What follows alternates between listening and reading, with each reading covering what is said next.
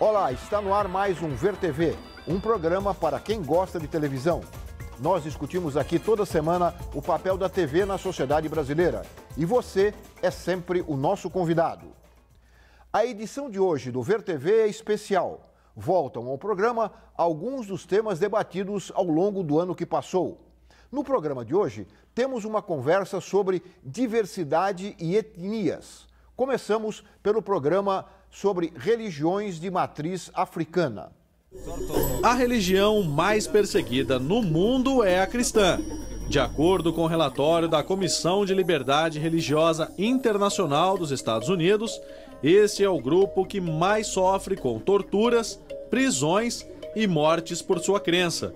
No Brasil, país de maioria cristã, os principais alvos de intolerância são as religiões afro-brasileiras, como o candomblé e a umbanda, segundo dados da Secretaria de Direitos Humanos da Presidência da República. Um caso recente de intolerância religiosa foi o da menina Kailane Campos, de apenas 11 anos. Quando saía de uma cerimônia de candomblé no Rio de Janeiro, 2 jovens atiraram pedras contra o grupo de religiosos e atingiram Kailane na cabeça. Depois fugiram e não foram identificados. Isso a gente já está sofrendo há muito tempo, mas com violência foi a primeira e foi criança. Então que isso sirva de um alerta e conscientize, né? Que Deus é Deus e fanatismo é fanatismo. Outras agressões comuns são a invasão de terreiros e a demonização das religiões afro-brasileiras, promovidas por fanáticos religiosos, na maioria das vezes ligados ao neopentecostalismo. Recentemente, a Justiça Federal condenou a Rede Record de televisão e a Rede Mulher a produzir e exibir 4 programas contendo direito de resposta de religiões afro-brasileiras. O juiz da 25ª Vara Federal Civil em São Paulo, Djalma Moreira Gomes, julgou procedente a ação que acusa as emissoras de veicularem conteúdos ofensivos contra religiões e crenças afro-brasileiras. A ação foi proposta em 2004 pelo Ministério Público Federal, junto com o Instituto Nacional da Tradição e Cultura Afro-Brasileira e o Centro de Estudos das Relações de Trabalho e Desigualdades. À medida que esse desapreço é promovido por um serviço público e a pessoas, no caso, as pessoas que a nossa Constituição admite como sendo representantes desse determinado segmento, associações que têm a legitimidade para defender os seus interesses, vem e reclama essa resposta, o ordenamento jurídico tem que vir em sua salvaguarda, né? E foi isso que nós reconhecemos nesse processo. Essa decisão não é em última instância e ainda cabe recurso. Em 2011, por exemplo, outra decisão judicial favorável às religiões afro-brasileiras já havia concedido um direito de resposta. Antes que as emissoras obtivessem uma liminar, o programa Diálogo das Religiões chegou a ser produzido pela TV PUC. Teve a apresentação de Maria Ceissa e Tony Garrido, além da participação de líderes religiosos e intelectuais. A televisão brasileira deve tomar consciência de que ela invade a casa de todos na sociedade. Não só daqueles que criticam, mas daqueles que não têm uma opinião formada. Portanto, ela pode fazer uma opinião distorcida de uma realidade. E é disto que nós estamos preocupados, porque a sociedade é feita de um povo, e mesmo aqueles que vieram com sua tradição, sua religiosidade africana, também tem que ser respeitado como as outras pessoas que vieram de outro país. Mas o perigo maior está no direito da concessão que é dada pelo Estado. A partir do momento que o Estado não tem uma vigilância competente nesse setor, ela está deixando toda uma sociedade à deriva. E é aqui que nós estamos colocando o ponto nessa questão. Um dos motivos do preconceito pode ser a falta de visibilidade das religiões e da cultura afro-brasileira. Enquanto outras religiões têm seu espaço garantido na TV, não há nenhum programa inteiramente dedicado às religiões de matriz africana. Entre o Céu e a Terra, exibido pela TV Brasil, é um dos raros programas que dão voz às religiões afro-brasileiras.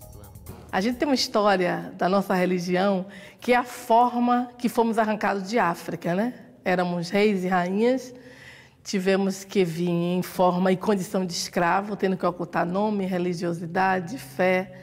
Então, assim, eu acho que é muito importante a gente entender que o respeito à diversidade. Geisa, em vários países do mundo, na Europa, mesmo nos Estados Unidos, e já alguns aqui na América do Sul, quando uma pessoa tem as suas convicções, os seus sentimentos agredidos pela televisão, por qualquer meio de comunicação, essas pessoas têm a que recorrer a órgãos reguladores que fazem essa mediação entre as empresas e o cidadão. Quando o cidadão se sente ofendido, por exemplo, por esse tipo de formas religiosas, de ataques às suas convicções religiosas, ele tem a quem recorrer. Aqui no Brasil nós não temos isso. E eu fico me perguntando se só resta o Ministério Público, né? Porque me parece que neste momento, a única instância que as pessoas têm para tentar, de alguma forma, se contrapor a certas agressões que sofrem dos meios de comunicação. O Ministério Público está sente isso, né? Se sente sobrecarregado até desse tipo de demanda? Veja bem, a questão da regulação da mídia, ela é uma questão importante. Ela é permitida e autorizada pela nossa Constituição. A Constituição, no artigo 221, diz que, e principalmente a gente está falando apenas de emissoras de rádio e televisão, porque a imprensa ela é totalmente livre porque ela tem um outro impacto. Mas as emissoras de rádio e televisão que são concedidas, elas têm que respeitar vários princípios que estão arrolados na Constituição. Então, um dos princípios, a não discriminação, é a veiculação de valores éticos da família, da sociedade. E o que se percebe, nós tínhamos a lei de imprensa, que foi uma lei concebida na época da ditadura. Com o vácuo da lei de imprensa, que obviamente não era mais compatível, porque ela limitava excessivamente a liberdade de imprensa, com a retirada da lei de imprensa, por ter sido considerada inconstitucional, o que a gente ficou? A gente ficou sem uma regulamentação. Hoje, apenas a regulamentação em relação ao horário, de classificação de horário. Nós, inclusive, já tivemos uma demanda, e em algum momento isso foi bastante razoável, em relação a determinados programas que eram de baixarias, e teve uma movimentação toda do Ministério Público em relação a isso, para que pelo menos fossem classificados de forma em um momento em que fosse menos prejudicial para as crianças e para as pessoas em geral. Bom, nós, portanto, hoje precisamos discutir realmente a questão da regulação da mídia. Nem mesmo há uma autorregulação que possa ser realmente consistente. Então, o que a gente percebe é que a autorregulação, que poderia ser uma saída, em alguns países é uma forma que foi adotada, ela não tem sido também consistente. Então, o cidadão fica realmente numa situação de que, na verdade, ele tem que ir para o judiciário. Ou ele tem condições e ele vai para o judiciário de ponte própria, ele tem condições de suportar um processo, ou quando é uma questão coletiva, como é o que a gente está falando, ele vai tentar se valer do Ministério Público, das instituições que existem para fazer a defesa. E o Ministério Público tem sido muito demandado? O Ministério Público tem sido demandado sobre vários aspectos nessa questão da regulação da mídia. Não só a questão da religião de matriz africana, mas várias questões. Então, esses programas de discurso de ódio, de violação de direitos humanos, de não só apenas atacar as pessoas que têm uma religião, mas aquelas que não têm religião, que são ateias. Então, a gente tem tido esse tipo de contencioso cada vez mais, porque tem outras questões relacionadas que aportam ao Ministério Público que não são relacionadas à mídia. Então, por exemplo, tem problema de violência do Estado, da polícia, com as religiões, pessoas que são fundamentalistas, ambientalistas, que não compreendem a ritualística. Então, a gente tem muitos problemas, mas a gente poderia dizer que os mais importantes são relacionados realmente à mídia. Se nós tivéssemos um órgão regulador, como tem na Inglaterra, tem na França, vocês teriam menos trabalho, com certeza. Com certeza. Eu queria pôr a Ebome aqui na conversa, vocês que sentem na pele, qual é o reflexo para a ação de vocês, para a ação religiosa de vocês? O reflexo da televisão. O reflexo, nós achamos tudo, doutora, bastante moroso, porque nós não temos essa liberdade do nosso culto. como a senhora bem sabe, nós somos escravizados, viemos não porque queríamos, né? E quando chegamos aqui, cadê a nossa identidade? Cadê o nosso nome? Cadê a nossa terra? Tudo foi tirado de nós. Agora, quando a gente quer professar nossa fé, que é algo garantido pela Constituição Federal, nós não podemos. Por quê? Nós somos vistos como demoníacos. O demônio não existe na nossa religião. Existe, sim, o Orixá Exu, que para nós é o mensageiro. Mas esse demônio de chifre, de rabo, de garfo, vermelho, não. Para nós ele não existe. Então a gente procura o Ministério Público, mas a gente também sente a morosidade do Ministério. Nós temos o Estatuto da Igualdade Racial, no qual o capítulo 3º, do item 1 ao 17, fala do desrespeito às religiões de matriz africana, mas a mídia fala do Estatuto do Idoso, o Estatuto da Criança e Adolescente, e não fala do Estatuto do Negro, dos direitos que nós temos de professar nossa fé em hospital, levar do mesmo jeito que uma outra pessoa de outra denominação religiosa entra com a Bíblia debaixo do braço, nós também queremos entrar, como consta no Estatuto, né? Mas não temos essa liberdade em todos os hospitais. Eles não nos deixam dali a cura. Você acha que isso é consequência, além de outros fatores, também a televisão, esses programas de outras denominações ajudam a criar esse tipo de preconceito? Eu acho, até porque vários programas televisivos já de anos, e aí eu vejo a falha, no caso do Ministério, eles satirizam a nossa religião. E eu percebo muito que quando eles querem que o ibope deles aumentam, então eles põem ou o negro ou as religiões de matriz africana. Isso é notório. Você veja bem, nós temos que ir para a rua, falar do nosso cabelo. Por quê? Porque falam que o nosso cabelo é ruim. Nós temos que fazer mobilizações, como no caso desse da menina, porque foi uma criança. Só que eles esqueceram que eles jogaram uma pedra em todos nós. Nós, povo do Axé, todos nós sentimos essa pedrada, porque nós não temos isso, nós não fazemos isso com outras denominações religiosas. E eles não. A gente não sabe ao certo se é uma inveja grande, o que é que nós, das religiões de matriz africana, incomodamos tanto, porque somos negros, porque somos pobres, porque é uma religião que aceita pessoas de outra orientação sexual? Porque nós abrimos o nosso terreiro para todos, todos são bem-vindos, porque nós distribuímos a carne no qual eles tanto falam da matança, né? Para nós, nós fazemos imolação do animal, como o abatedouro faz, e o nosso animal não sofre. Pelo contrário. Muito bem. Eu queria colocar aqui o Tomás aqui na conversa, contando um pouco o outro lado da história desses programas. A TV Brasil tomou a iniciativa,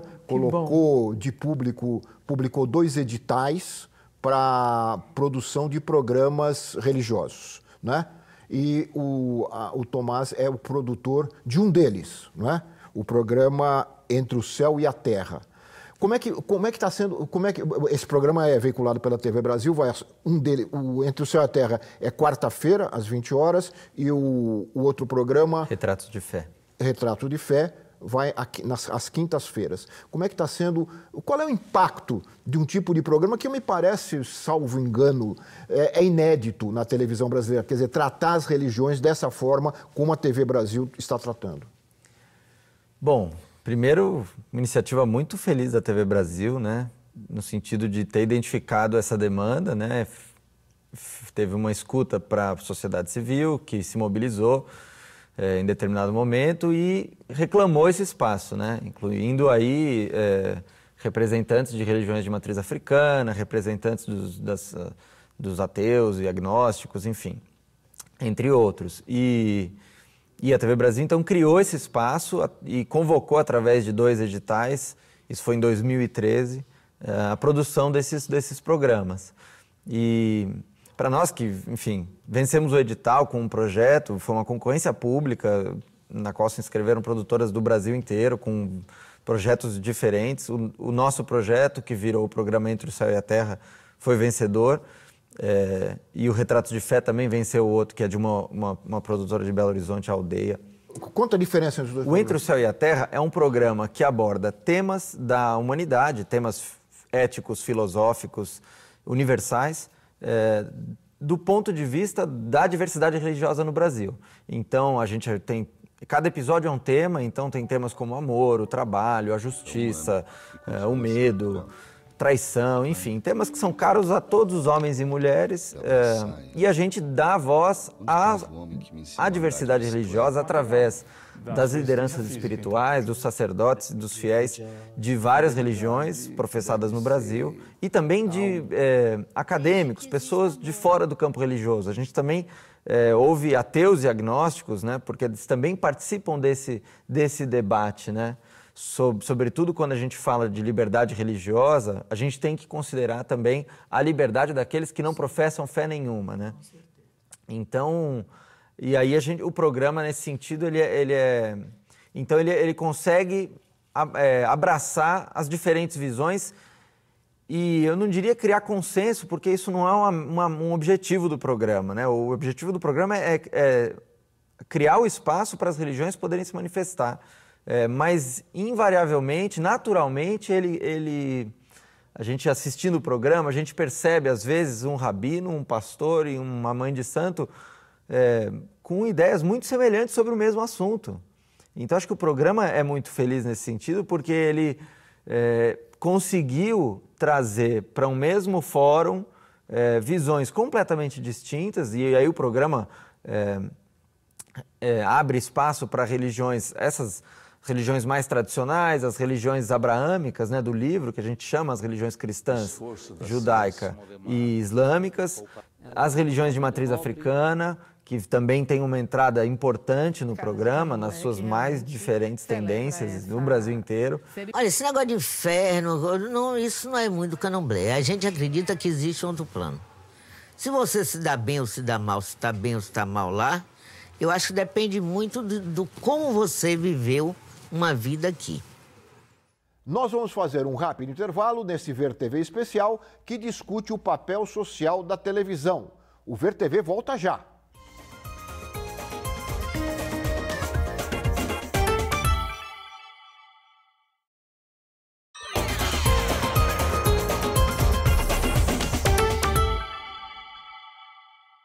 Voltamos com o Ver TV, que hoje lembra alguns dos momentos de temas relacionados à diversidade e etnias que foram discutidos aqui no ano passado. Vamos agora rever o programa Representação dos Árabes na televisão. Os árabes são um povo de origem semita, isto é, descendentes de Sem, filho de Noé. De acordo com a Bíblia e o Alcorão, há quase 4.000 anos, Abraão teve um filho com a escrava Agar e chamaram-no de Ismael. Este é considerado o pai da nação árabe. No século VII, sob a liderança de Maomé, as tribos árabes foram unificadas sob a religião islâmica. Maomé construiu um grande império, dominando o Oriente Médio e a Palestina. Seus sucessores ampliaram o território com a conquista do norte da África. Hoje, o chamado mundo árabe é constituído por 22 países, situados na Península Arábica, norte da África e Ásia Ocidental. A contribuição dos árabes em áreas como ciência, agricultura, arte e medicina é muito expressiva. Entre outros feitos, criaram os primeiros hospitais do mundo. Ainda assim, o Ocidente tende a ver o mundo árabe como uma região atrasada. Diferenças relacionadas à religião, à política e à cultura, além da disputa pelo petróleo, são algumas das razões do embate entre países ocidentais e alguns países árabes. Apesar das principais vítimas dos fundamentalistas islâmicos serem os próprios árabes, os atos terroristas só ganham maior notoriedade quando ocorrem no Ocidente, como no recente atentado ao semanário satírico Charlie Hebdo, em Paris, que deixou 12 mortos, incluindo os principais cartunistas do jornal e 2 policiais. As charges, satirizando o profeta Maomé, teriam sido a motivação para os ataques. Fatos como esse contribuem para a difusão do estereótipo do árabe unicamente como ameaça terrorista, não só no Brasil, como no mundo. Na TV, ele está presente em filmes, no jornalismo e também em novelas. Reginaldo, essa é um trechinho de uma novela que causou polêmica da TV Globo. Como é que você explica esta consistência que se dá a estereótipos? Na verdade é isso, né? São estereótipos que são sedimentados através de programas como esse, não só no jornalismo, né? Mas na dramaturgia também. Há vários componentes, mas um componente muito forte, ele está relacionado diretamente à política internacional, né? Porque na medida que se relaciona com a política internacional, e mais especificamente com grandes potências ocidentais e, em especial, Estados Unidos, né?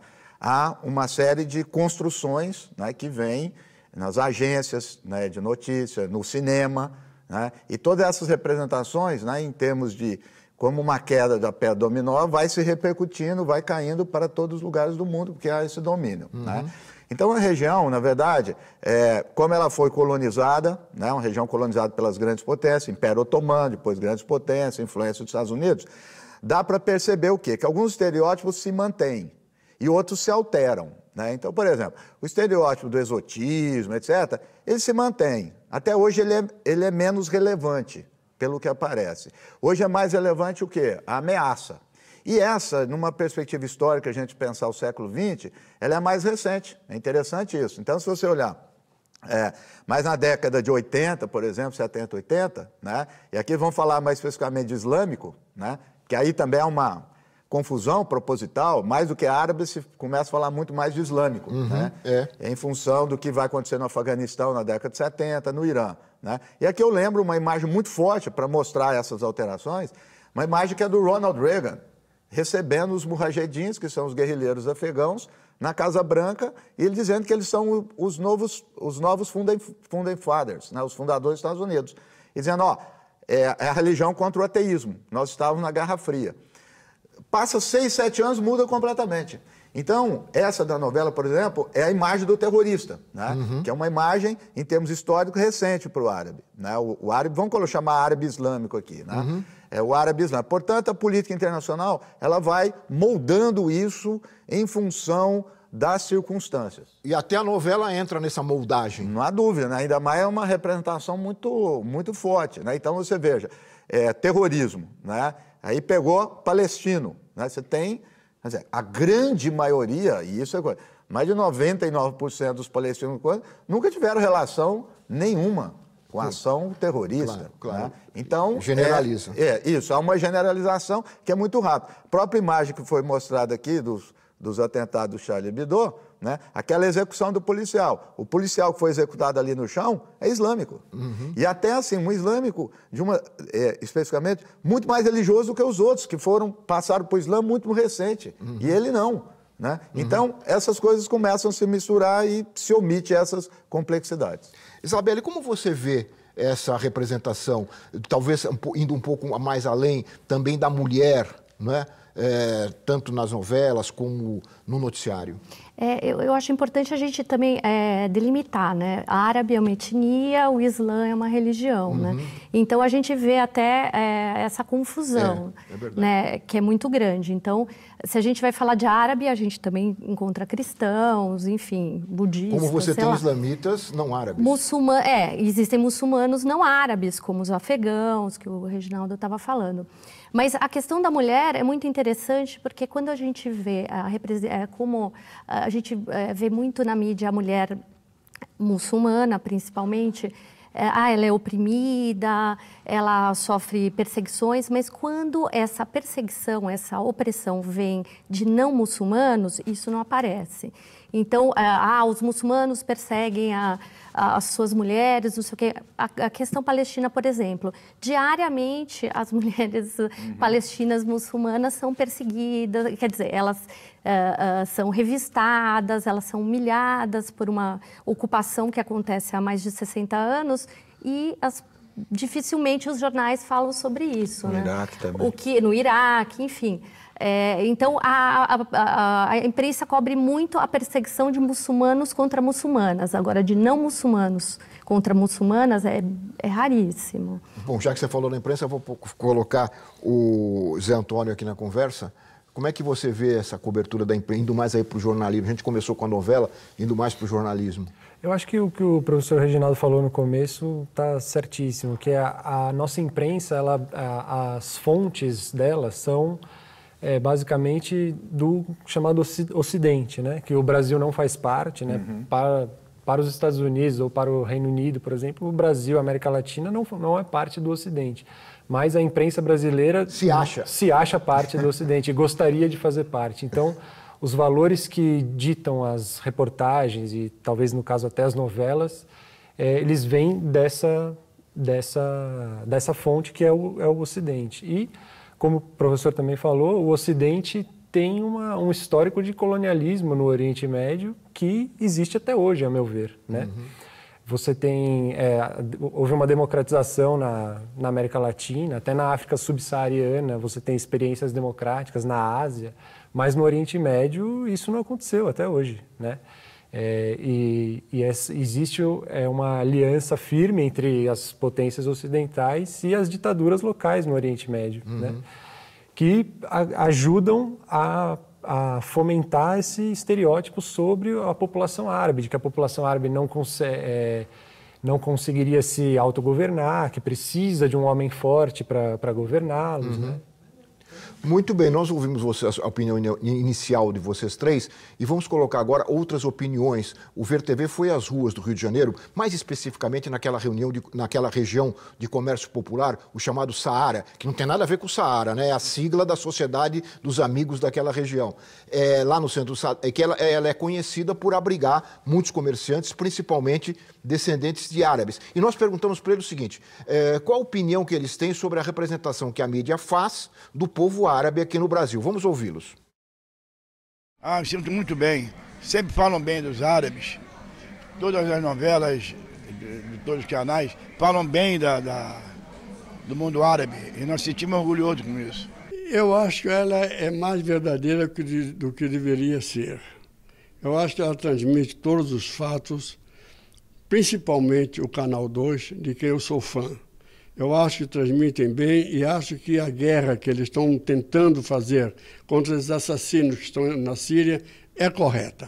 Existe um certo exagero em alguns pontos de vista, né? A própria mídia, às vezes, mancha um pouco a imagem do árabe através disso ou daquilo, ataques que acontecem por todos os lados aí. Então, muitas das vezes querem generalizar, quando, na verdade, o árabe é pacífico, é amoroso, né? Amigo, enfim, amigo mesmo. Há uma constante repetição da ideia de que faltam correspondentes brasileiros para reportar no local dos acontecimentos os acontecimentos para o Brasil. Isso é real? E vocês que são jornalistas, por exemplo, é real isso? Não, o que acontece geralmente é um repórter baseado em Londres, Nova York, ou Jerusalém, que usa... Vou chegar lá, calma. Londres e Nova York, que usam imagens de agências internacionais e textos de agências internacionais para cobrir conflitos que eles acabam no Oriente Médio, enfim, cobrir países árabes, de Nova York, de Londres, com textos internacionais. Aí, quando você envia um repórter, geralmente baseado em Tel Aviv, o repórter ele não vai para regiões árabes, ele fica somente com porta-vozes israelenses, com todo um aparato do governo israelense dando suporte e dando pautas para esse repórter. Então, o repórter faz geralmente matérias que são interessantes para o governo israelense, interessantes para a ocupação que Israel faz na Palestina, e você nunca vê a voz do árabe, você nunca vê um árabe lá. E o que eu acho mais grave é como as TVs naturalizam isso, acham. É raríssimo você ver um árabe falando na TV brasileira, com um microfone de um brasileiro falando na TV brasileira, um árabe fora aqui. Fora aqui do Brasil. Fora aqui do Brasil. Exatamente, não, eu concordo plenamente com o professor, ainda que eu... durante a Primavera Árabe eu cheguei aí para o Egito como enviado da revista Época, e naquele período tinha, por exemplo, repórteres da TV Globo, estavam lá, tinha uma equipe lá, né? Mas era um evento completamente de exceção, exatamente, tanto na história do mundo árabe como na história da imprensa brasileira. Né? E justamente essa questão de não ouvir o árabe é até um contrassenso diante da experiência que nós brasileiros temos com o povo árabe. O professor Reginaldo Nasser está aqui. A gente tem uma quantidade enorme de árabes que vivem fora do Oriente Médio e plenamente em democracia, sem violência. Por exemplo, o caso de São Paulo. O atual prefeito de São Paulo é árabe, o ex-prefeito de São Paulo é árabe, o governador de São Paulo, exatamente, são descendentes de árabes. Né? E todas as pessoas vivem assim, tranquilamente, como muitos árabes e árabes muçulmanos vivem na Europa, nos Estados Unidos e na Ásia tranquilamente. Né? A questão, a meu ver, é o ambiente político do Oriente Médio. Né? A pobreza, o sentimento de opressão cultural que os povos do Oriente Médio têm por viverem, né, nessas ditaduras apoiadas pelo Ocidente. Então, se você não vai até eles ouvir o que está acontecendo, você fica apenas com a imagem que é criada realmente pela imprensa. E só complementando, a gente vai para o Oriente, os repórteres, né, vão para o Oriente Médio para cobrir conflito. Exatamente. A gente não cobre cultura, música, literatura.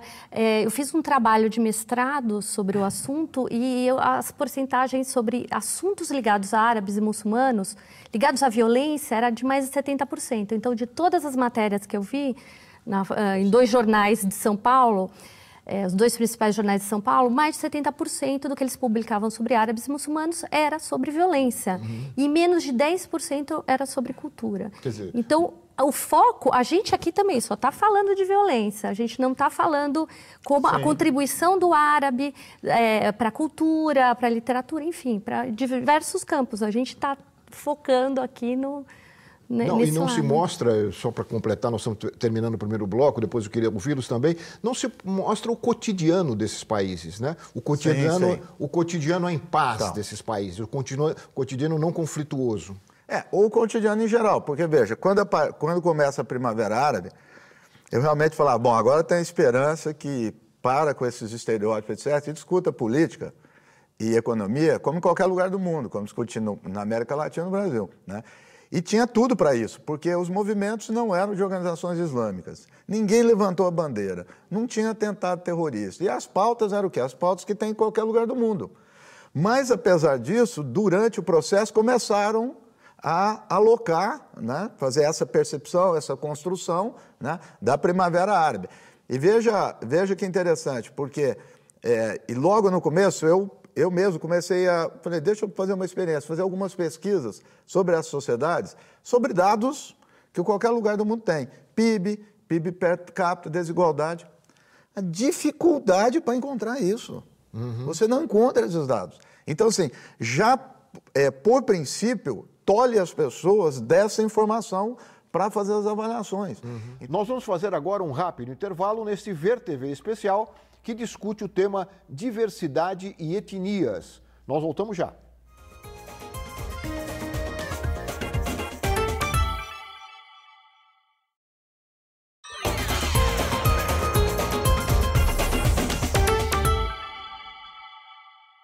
O Ver TV está de volta, lembrando alguns dos momentos de temas relacionados com a diversidade e as etnias que foram discutidos aqui no programa no ano passado. Vamos agora rever o programa sobre o melhor da América Latina.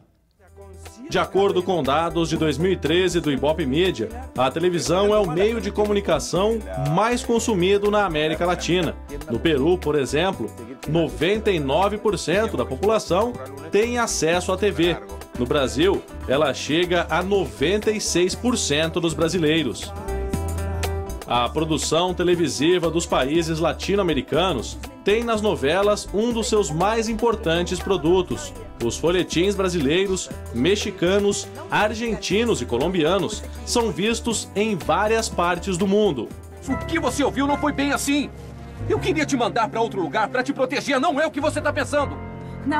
Não é como eu estou pensando. É como estava planejado nesta carta. Mas o conteúdo das TVs latino-americanas vai muito além das novelas. Séries, documentários e programas de variedades crescem a cada ano em quantidade e em qualidade. Eu rezei dia e noite para Deus não me levar a Maria, mas ele não quis me escutar, não. Compartilho tua dor, Rosa. Mas eu peço que não perca a fé. Isso são só palavras. Sua filha ora está com Deus. Com Deus? Com Deus, com o diabo, e daí? Ela tinha que estar aqui comigo. A minha filha tinha que estar aqui comigo. Sai, vai embora, vai. Clube de Cuervos, uma comédia dramática mexicana, é a primeira série latino-americana produzida pela Netflix, uma plataforma de vídeos sob demanda. A mesma empresa, pensando no público latino, lança a série Narcos, de José Padilha, com Wagner Moura no papel de Pablo Escobar.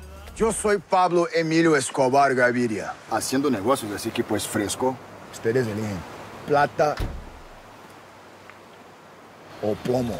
A parceria e a troca de informações entre produtores da América Latina é uma iniciativa que tem gerado bons frutos, principalmente em relação às TVs públicas. É o caso do Doc TV América Latina, programa de fomento à produção e teledifusão de documentários latino-americanos.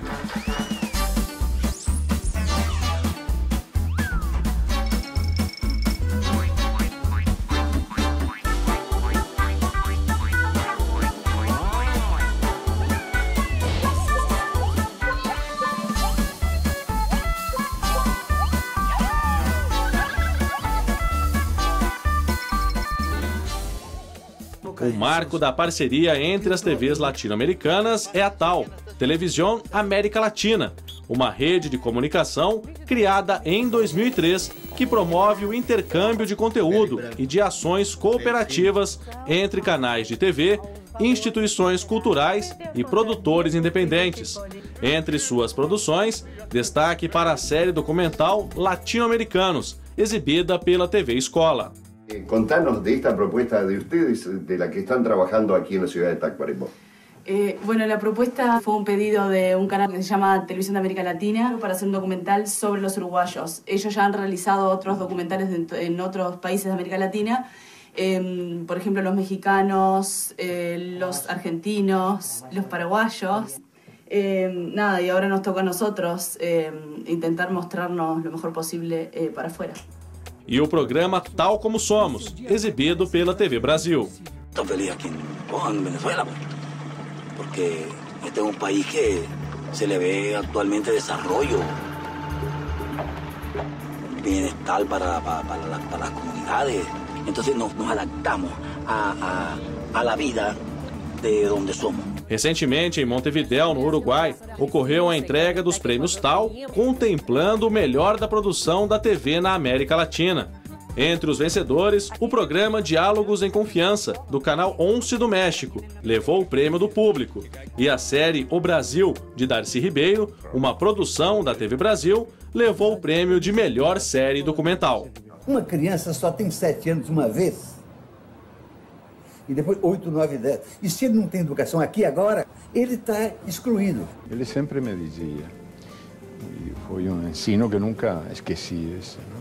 Eduardo, você não deixe que as teorias te levem longe demais. Sempre tenha em conta que a lição fundamental foi e será sempre a mesma. Tem que elegir entre os indignos e os indignados. Bom, ninguém melhor que o Darcy para representar o povo latino-americano, o cidadão latino-americano, e também o Eduardo Galeano, que infelizmente perdemos também neste ano. Mas, Malu, estamos chegando ao 3º ano do Prêmio TAL. O que isso representa para a produção audiovisual latino-americana e como as coisas andaram nesses 3 anos. O prêmio cresceu, aumentou a participação. Conta um pouquinho aqui do prêmio. Esse foi o 3º ano, eu acho que cresceu enormemente. É visível, você pode ver pelo Twitter, por exemplo, pela uma rede social como o Twitter. Se você botar #tal ou tal TV ou #prêmios tal, você vê a quantidade de participação e de tweets que foram produzidos por causa do evento. Uma coisa que eu acho muito importante dos prêmios tal não é só o reconhecimento das produções de qualidade, mas porque possibilita também uma maior visibilidade, de a gente conhecer o que os nossos vizinhos estão fazendo e também possibilita um contato maior com a comunidade, para a comunidade também valorizar e ver o que está sendo feito também. Eu acho que a TV pública tem um papel importantíssimo de construção de uma memória coletiva, quer dizer, histórica, do passado e também do presente. Então, eu acho que esses programas, quer dizer, as pessoas, a gente faz uma votação, tem uma das categorias que é um voto público pelo Facebook. Vota pela internet, pelo um aplicativo do Facebook. Então, as pessoas comentam, poxa vida, tantos programas que eu queria até ver a série inteira, quanta coisa interessante, e a maioria dos comentários que a gente recebe, assim. E quais são as principais categorias, ou o número de categorias? Nós mostramos aqui o Darcy Ribeiro, que ganhou na categoria de documentários, não é isso? Nós temos produção de série, quer dizer, série de ficção, série documental. Tem produção de unitário, que é unitário de ficção e unitário documental. Produção de microprograma. Produção de relevância social. Produção inovadora. Produção educativa. Produção interativa. O grande destaque, que pode ser também uma política pública, tudo. E produção infantil e programa periodístico. Nessa categoria eu fui jurado. Do programa infantil. E programa periodístico também, que a gente... Jornalístico, que a gente acrescentou esse ano também. E você trouxe aqui para mostrar para o nosso telespectador a estatueta, né? A estatueta. Que cada vencedor recebe. Recebe. É uma obra de um artista mexicano. Do Felipe Arenberg, que a gente convidou para fazer. E eu acho que ele representou muito bem, ele quis fazer um diálogo de norte a sul da América Latina. Ele pegou uma Vênus, quer dizer, feita aqui de uma comunidade mexicana e fez um diálogo também com a obra do Torres Garcia, invertendo também o globo e dando uma predominância para a América Latina. Nosso norte ao sul, né? Nosso norte ao sul. Nosso norte ao sul, né? Dizia o presidente Chaves. Exatamente. Era também lema do Fórum Social Mundial, né? Quando era realizado aqui em Porto Alegre, se não me engano. E também da Telesur. Não é? E eu queria colocar aqui na conversa o Luiz também para contar um pouco sobre o DOC Montevidéu. O que é o DOC Montevidéu? Que é outra tentativa de integrar a América Latina pelo audiovisual. É un encuentro anual que acontece en Uruguay y que tiene como objetivo crear pontes entre canales de TV de América Latina y productores independientes, realizadores, sobre todo de documentarios, mas participan de todo. Y en esa creación colectiva y en ese intento también de aproximar a América Latina fue que conocimos a la Red Tal. En aquel momento el primer ano fue a través de Orlando Senna y después de Malú, y fue creando sinergias que ya definimos un espacio anual de reencuentro de canales de TV del continente, donde se hacen trocas de conteúdo, se proponen producciones para coproducir internacionalmente, y faz 3 anos que organizamos estos premios da televisão pública. E já há coproduções sendo realizadas, por exemplo, Brasil e Uruguai, Chile e Paraguai, ou não? Tem muchas.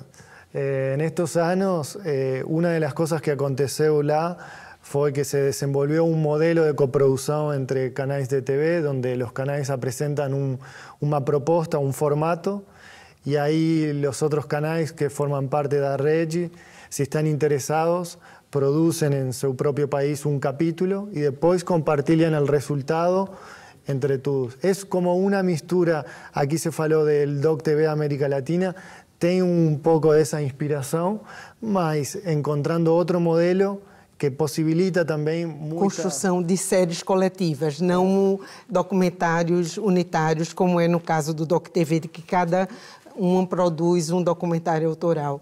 No caso, quer dizer, da reunião da tal... geralmente o canal faz um pitch, apresenta uma proposta e os outros produzem uma proposta similar no seu país.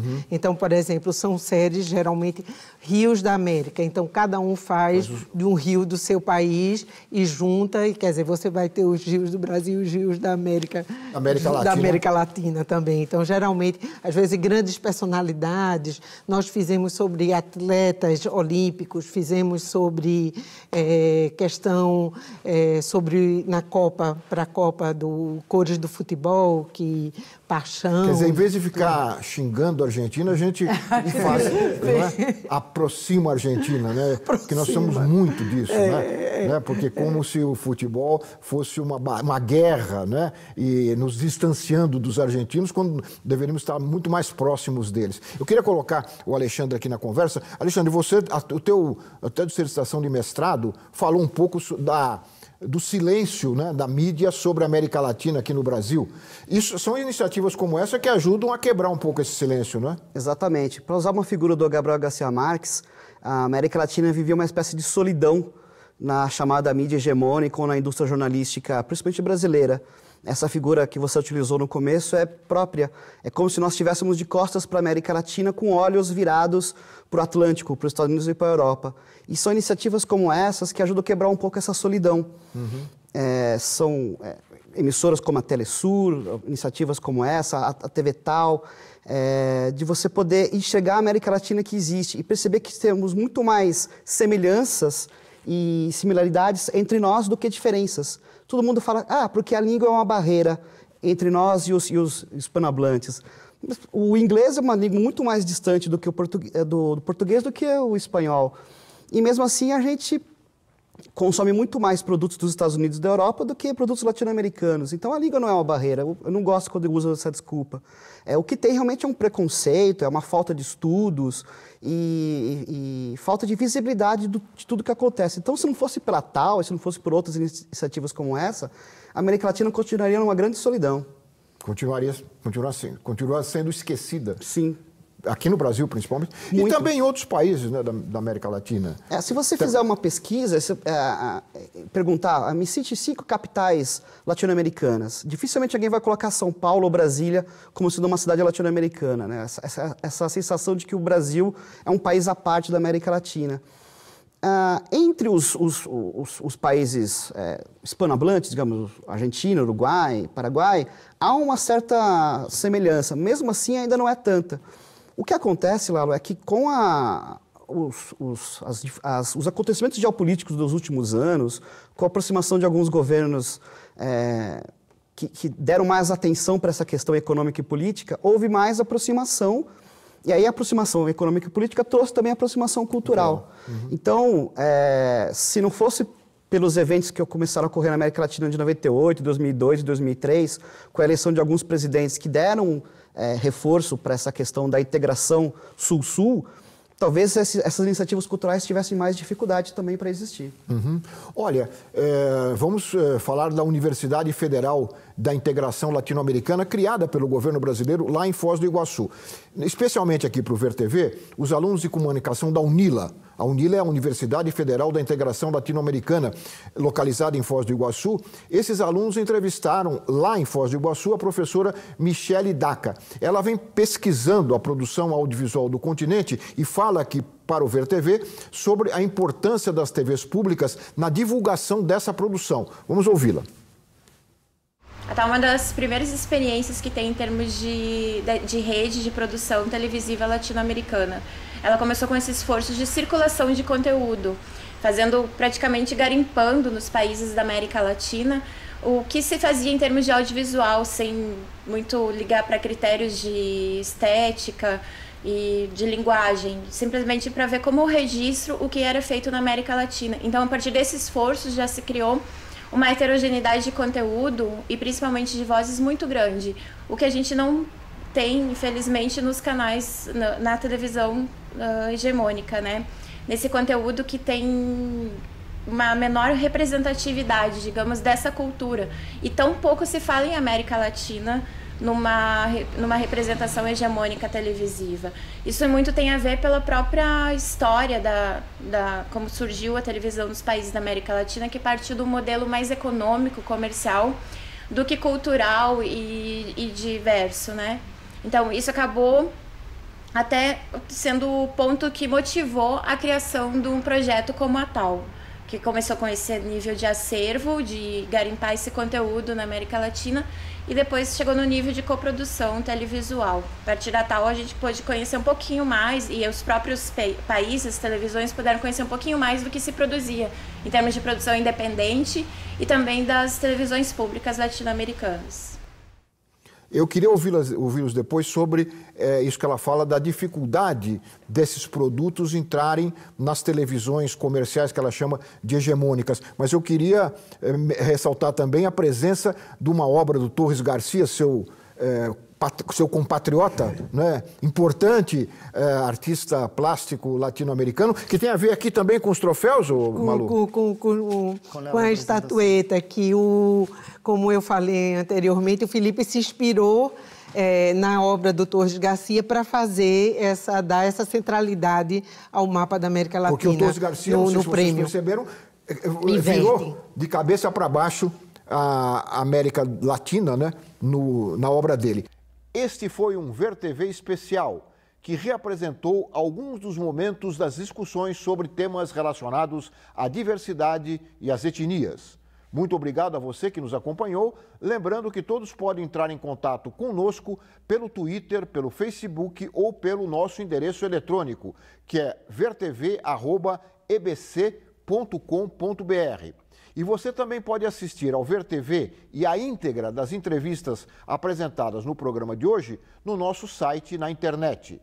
Até a semana que vem com mais um Ver TV, um programa para quem gosta de televisão. Até lá!